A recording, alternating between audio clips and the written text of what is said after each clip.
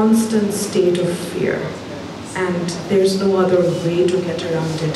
You wake up. The daily স্টারের সাংবাদিক জাইমা ইসলাম এভাবেই নিজের সাহসী সাংবাদিকতার কথা বলছিলেন। আজকে আমি প্রায় 12 বছর ধরে এই পেশায় ক্ষমতার অপব্যবহার, অসমতা এবং রাষ্ট্র সমর্থিত দুর্নীতির উপর সাংবাদিকতা করছেন তিনি। তবে এই পথ সহজ ছিল না। We want a future where journalists can say what they want to say and report on what they want to report without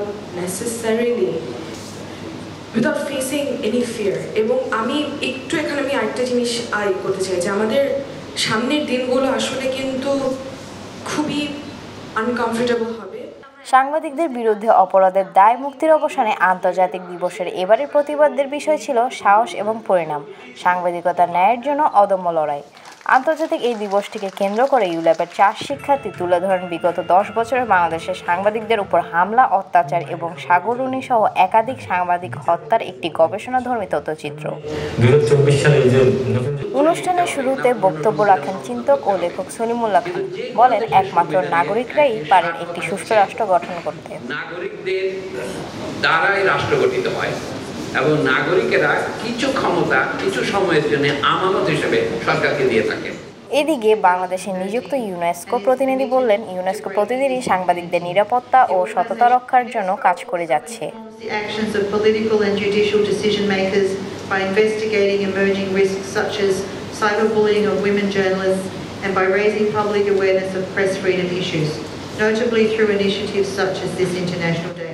অনুষ্ঠানে বক্তা হিসেবে আরও ছিলেন নেত্র নিউজের editor in chief Tasnim Khalil, photographer Jannatul Mawa, press institute of বাংলাদেশের director Faruk Wasif সহ অনেকেই।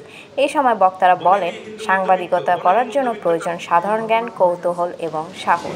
যখন সরকারিভাবে ক্ষমতার জায়গা থেকে কে সাংবাদিক আর কে সাংবাদিক না এটা ডিফাইন করার যখন চেষ্টা করা হয়, সাংবাদিক হিসাবে, সম্পাদক হিসাবে আমি এটা এন্ডোর্স করতে পারি না। সাংবাদিকদের সুরক্ষা নয়, আমার যেটা মনে হয় প্রতিটি মানুষের যদি বাকস্বাধীনতার সুরক্ষা সুনিশ্চিত করা যায়, সেখানে সাংবাদিকদের আর আলাদা করে সুরক্ষা নিয়ে ভাবতে হবে না। সাংবাদিকরা তাদের স্বাচ্ছন্দ্যে যে নিউজটা প্রচার করবে বা তাদেরকে কোনো বাধা প্রদান করা হবে না এবং তাদেরকে কোনো নিউজ প্রকাশ করার পরে অন্য কোনো পক্ষ কোনো মন্তব্য করবে না, সেই ভয়ে সে থাকবে না, সেইটা এখন পর্যন্ত সাংবাদিকরা সে কমফোর্ট জোনে যেতে পারেনি। একটি দেশের গণতান্ত্রিক ব্যবস্থা সংবাদপত্রের ভিত্তির উপর নির্ভর করে এবং একটি সংবাদপত্র যদি স্বাধীনভাবে তাদের তথ্য প্রকাশ বা সংবাদ প্রকাশের স্বাধীনতা পায় তাতে এবং গণমত গঠন করার একটি স্কোপ পায়, তাতে সরকারকে তারা দায়বদ্ধতার আওতায় আনতে পারে। সোশ্যাল মিডিয়াতে খুব দ্রুত কোনো একটা তথ্য ছড়াতে পারে। তো যখন জুলাই আন্দোলন চলতেছিল তখন অনেক টিভি চ্যানেল তাদের নিউজ রিপোর্টারদের উপর যখন হামলা হয় সরাসরি এটা প্রচার করতে পারতেছিল না।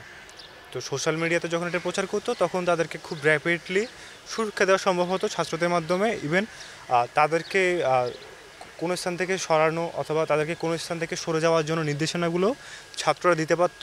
গণমাধ্যম ও সাংবাদিকদের সুরক্ষায় আইনের সুষ্ঠু প্রয়োগ প্রয়োজন বলেও জানান বক্তারা। পারিয়া আহমেদ ঐশী, ইউল্যাব টিভি, ঢাকা।